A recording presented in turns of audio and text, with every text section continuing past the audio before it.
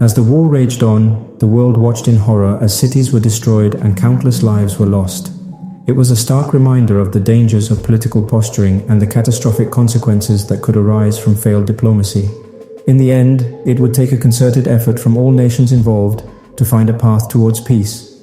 But the scars of this conflict would linger for generations, serving as a reminder of the high cost of war and the importance of finding common ground.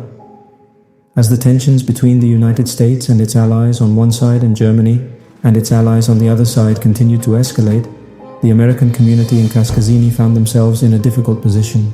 Many of them had family and loved ones still living in the US, and they were deeply concerned for their safety and well-being.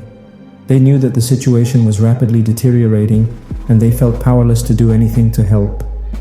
Desperate for a solution, they turned to Alkebulan, hoping that the nations of the continent might be able to intervene and help resolve the conflict. But the Council of Alkebulan was hesitant to get involved. They knew that the US was on its knees, and they also knew that Germany was backed by Russia and China. The last thing they wanted was to become entangled in a war that could have far-reaching and unpredictable consequences. Despite these concerns, however, the Council of Alkebulan recognized the gravity of the situation.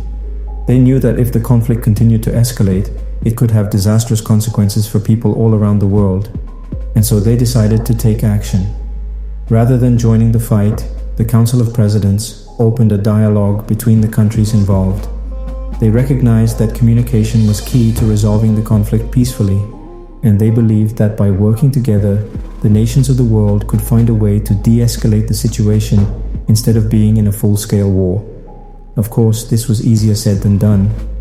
There were deep-seated ideological differences between the various nations involved, and mistrust and suspicion were rampant.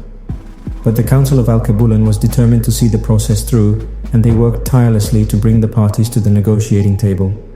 It was a difficult and often frustrating process, but in the end, the Council of Alkebulan's efforts paid off. After almost 12 months of intense negotiations, the various nations involved agreed to a series of concessions and compromises that would allow them to back away from this war and begin the process of rebuilding their countries and some sort of relationship. It was not a perfect solution, and there were still many challenges ahead. But for the people of Kaskazini, and for millions of others around the world, the Council of Alkebulan's intervention had made a critical difference. It had shown that even in the midst of conflict and uncertainty, there was still hope for peace and cooperation. And that perhaps was the greatest victory of all. Christian of Emmanuel.